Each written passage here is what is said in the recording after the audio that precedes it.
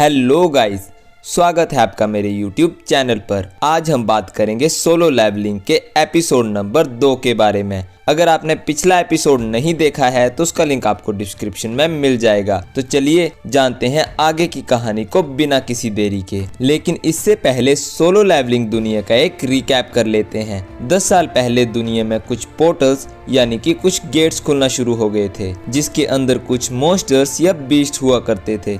इसके साथ ही इंसानों में कुछ जादुई शक्ति भी जाग गई थी। इन लोगों को हंटर्स कहा जाता है और ये लोग उन पोर्टल्स में जाके उन मॉन्स्टर्स को मारते हैं। जिनवू दुनिया का सबसे कमजोर हंटर है। जिनवू अपने साथियों के साथ एक टेंपल जैसे डंजन में जाता है, जिसमें कई सारे स्टैच्यूज रखे हुए थे। अचानक ही स्टैच्यूज हिलना शुरू कर देते हैं और 2 हंटर्स मारे जाते हैं। सब लोग ये सब देखकर बहुत ही डर गए थे। इनका कैप्टन इनको हिलने से मना करता है, वरना नहीं तो वो स्टैच्यू इन पर फिर से अटैक कर देगा। जूही ने डर के मारे अपने कान बंद किए हुए थे। कैप्टन जिनवू का शुक्रिया अदा करता है क्योंकि उसने स्टैच्यू के हिलते ही सबको नीचे झुकने का बोल दिया था, वरना वो सभी लोग झुलस कर मारे जाते। तभी जिनवू देखता है कि कैप्टन का एक हाथ कट गया है और वो उस हाथ पर पट्टी बांधने लगता है ताकि ज्यादा खून ना बहे। वैसे तो जूही को अपनी हीलिंग पावर से कैप्टन का इलाज करना चाहिए था, लेकिन वो बहुत डरी हुई थी। इसीलिए बी रैंक की हीलर होने के बाद भी जूही को छोटे रैंक के मिशंस पर भेजा जाता है। कैप्टन भी खुद बी रैंक के मिशंस पर जा चुका है, इसलिए वो अपने अनुभव से बता सकता है कि इनके सामने जो मुसीबत है वो कम से कम एस रैंक जितनी खतरनाक है। कैप्टन को अब पत्थर पर लिखे हुए नियम याद आते हैं। पहला कि गॉड की पूजा करो, दूसरा कि गॉड की जय जयकार करो और तीसरा कि गॉड पर यकीन करो। जो भी लोग इन नियमों का पालन नहीं करेंगे वो यहाँ से जिंदा वापस नहीं जा सकते। जिनवू समझ जाता है कि यहाँ जो सबसे बड़ा स्टैच्यू है वही गॉड होगा। दूसरी तरफ हम एक लड़की सोंगी को देखते हैं, जिसने हाल ही में हंटर एसोसिएशन ज्वाइन किया था और ये लड़की जिनवू की सिस्टर जिन्हा की दोस्त है और ये दोनों एक ही स्कूल में पढ़ती हैं। सोंगी जिन्हा से पूछती है कि उसका भाई भी एक हंटर है ना, जिस पर जिन्हा बताती है हाँ, लेकिन वो सिर्फ एक ई रैंक का हंटर है और वो हमेशा घायल होकर घर वापस आता है। जिस पर सोंगी कहती है कि वो उसकी जगह होती तो ऐसा कभी नहीं होता। इधर कैप्टन और जिनवू सोच ही रहे होते हैं कि आगे क्या करना है, लेकिन इनमें से एक हंटर चिल्लाते हुए कहता है कि वो यहाँ नहीं मरने वाला। उसने हाल ही में एक बड़ी कंपनी ज्वाइन की है। उसे पूरा यकीन था कि अपनी फास्ट स्पीड से वो स्टैच्यू के अटैक करने से पहले ही यहाँ से निकल जाएगा। अब ये हंटर बिजली की स्पीड से यहाँ से भागने की कोशिश करता है, लेकिन वो गॉड स्टैच्यू पलक झपकते ही उसे जलाकर राख कर देती है। ये देख सभी समझ जाते हैं कि ये स्टैच्यू चाहे तो उन्हें कभी भी मार सकता है। वो उन्हें चींटी की तरह मसल सकता है, लेकिन ऐसा है तो उसने इन्हें अभी तक मारा क्यों नहीं। इसके बाद जिनवू को उन पत्थर पर लिखे हुए नियमों की याद आती है और वो समझ जाता है कि ये नियम इस टेंपल के हैं। जिनवू अब खड़ा होता है और उस गॉड स्टैच्यू के सामने अपना सर झुका लेता है, जिसे वो स्टैच्यू अब जिनवू को नहीं मारता है। जिस पर अब जिनवू सभी से कहता है कि वे सभी लोग अपने सर स्टैच्यू के आगे नीचे झुका लें, जिससे स्टैच्यू अब उनको नहीं मारेगा। और गॉड की पूजा करने वाले नियम का मतलब भी यही है। जिनवू की बात मानकर सभी लोग अपना सर नीचे झुका लेते हैं। ये देख गॉड स्टैच्यू खुश होता है और स्माइल करने लगता है। ये देख सभी लोगों को लगता है कि अब उन्हें कुछ नहीं होगा और वो उठ खड़े होते हैं, लेकिन तभी ही गॉड स्टैच्यू भी अपने सिंहासन से उठकर खड़ा हो जाता है और इन लोगों को कुचलने के लिए आगे बढ़ने लगता है। जिनवू कहता है कि अब उन्हें दूसरा नियम भी पूरा करना होगा,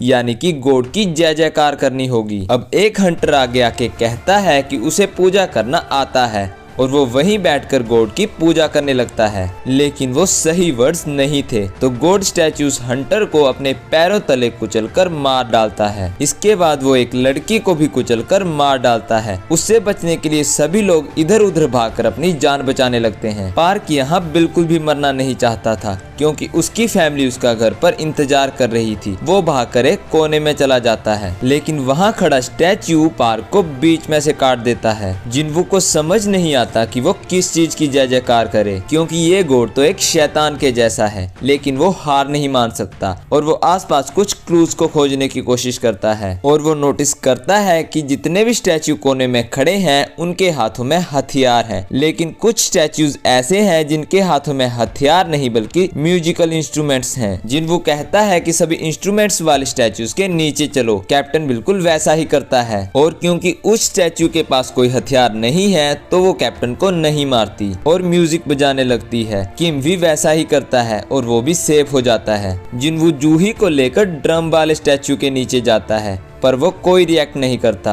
मतलब एक स्टैचू के नीचे एक ही इंसान खड़ा हो सकता है, तो जिन्वू जूही को वहां छोड़कर भागने लगता है। गोड स्टैचू से बचने के चक्कर में जिन्वू गलत स्टैचू के नीचे जाकर खड़ा हो जाता है, जो कि जिन्वू को पूरी तरह से घायल कर देता है। फिर भी रेंगते हुए जिन्वू इंस्ट्रूमेंट वाली स्टैचू के नीचे जाकर पहुंच ही जाता है और वो भी म्यूजिक बजाने लगता है। सबका म्यूजिक सुनकर गोड स्टैचू वापस जाके अपने सिंहासन पर बैठ जाता है। शायद गोड की जय जयकार करने का मतलब यही था।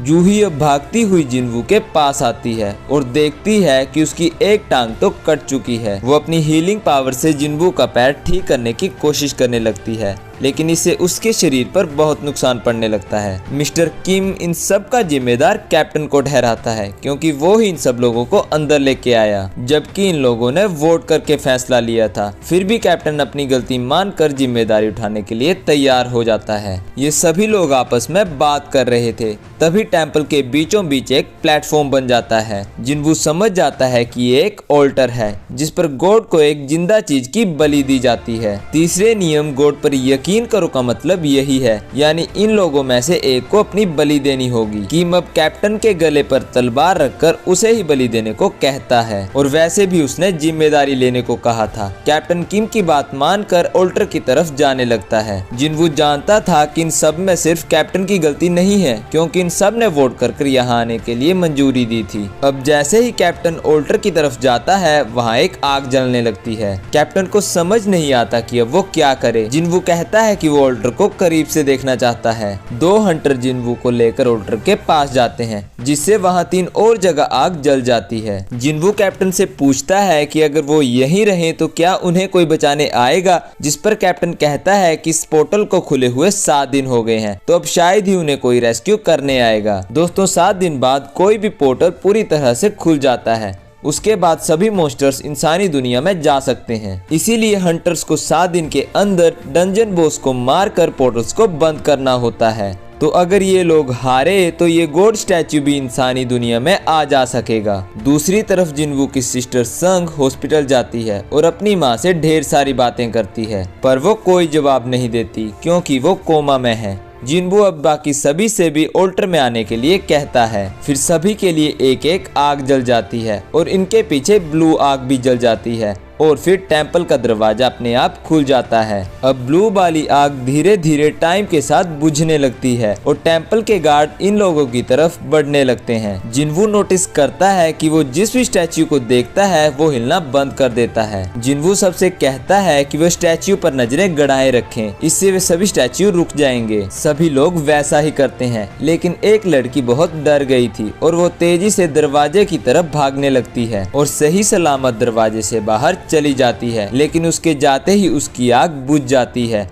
और दरवाजा थोड़ा सा बंद हो जाता है। जिन्वू समझ नहीं पाता कि ये दरवाजा एक जाल है कि सच में वे इसके बाहर जा सकते हैं। शायद इससे गॉड के प्रति उनकी वफादारी देखी जाती है। अब एक और हंटर जिन्वू को वहां छोड़कर वहां से भाग निकलता है। अब यहाँ पर 4 लोग बचे थे। जिन्वू इनसे हिलने के लिए मना करता है। शायद ब्लू फ्लेम एक टाइमर की तरह है, जिसके पूरे बुझने के बाद शायद हो सकता है कि इन सभी को जाने दिया जाए। किम बोलता है कि इससे उल्टा भी तो हो सकता है कि आग बुझने के बाद शायद दरवाजा बंद ही हो जाए। किम को नहीं लगा था कि जिन्वू जैसा कमजोर हंटर भी उनके इतने काम आएगा। वो उसका शुक्रिया करता है उसकी भी फैमिली है और वो मरना नहीं चाहता और वो जिनवू से माफी मांगता है और उसके बाद किम भी वहाँ से भाग जाता है। अब यहाँ सिर्फ 3 लोग बचे थे और अब जिनवू रोने लगता है, लेकिन वो हार मानने वालों में से नहीं था। कैप्टन अब जूही और जिनवू से कहता है कि अब वो दोनों भी यहाँ से भाग जाएं। वो खुद यहाँ रुककर अपनी बलि देगा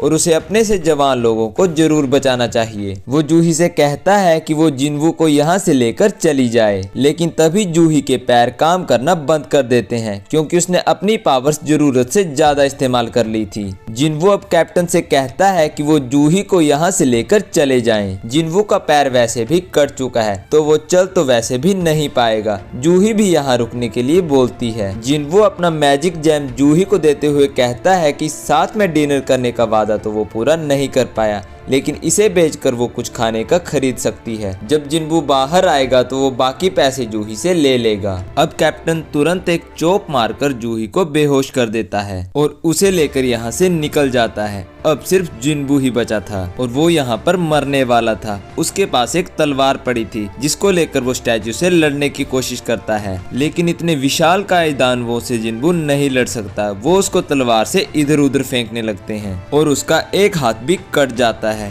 जिनवू रोते हुए सोचता है कि उसे भी स्ट्रॉन्ग बनना है, लेकिन नहीं बन सका। उसके बावजूद भी वे अभी तक जिंदा बचा है। सभी लोग दोगले होते हैं और सिर्फ अपनी करते हैं। जिनवू की भी एक फैमिली है और उसका घर पर इंतजार कर रही है, लेकिन अब वो यहाँ पर अकेला मरने वाला है। अब जिनवू को ऑल्टर पर ले जाया जाता है। उसके शरीर में बिल्कुल भी जान नहीं बची थी। स्टैच्यू जिनवू को खत्म करने के लिए अपनी तलवार उठाता है और जिनवू सोचता है कि वो मरना नहीं चाहता। काश उसको एक और चांस मिलता और ब्लू फ्लेम भी बुझ जाती है। और अब अचानक ही हमें एक नोटिफिकेशन स्क्रीन दिखाई देती है जिस पर लिखा हुआ था कि आप प्लेयर बनने के लिए क्वालिफाई हो चुके हैं। आपका दिल 0.2 सेकंड में धड़कना बंद कर देगा। अगर आप ऐसा नहीं चाहते तो प्लेयर बनने के लिए यस दबाएं। इसके बाद यस वाली बटन क्लिक हो जाती है और ये एपिसोड यहीं खत्म हो जाता है। तो दोस्तों, असली कहानी तो अगले एपिसोड से शुरू होने वाली है, लेकिन उसके लिए जिनवू जिंदा बचेगा भी या नहीं और ये गेमिंग स्क्रीन का क्या चक्कर है, ये सब हमें पता चलेगा अगले एपिसोड में। तो आप भी अगला एपिसोड देखने के लिए मेरे चैनल को कर लीजिए सब्सक्राइब। मैं मिलता हूँ आपको अगले एपिसोड में, तब तक के लिए बाय बाय। और कमेंट करके जरूर बताइए कि आपको ये वाला एपिसोड कैसा लगा।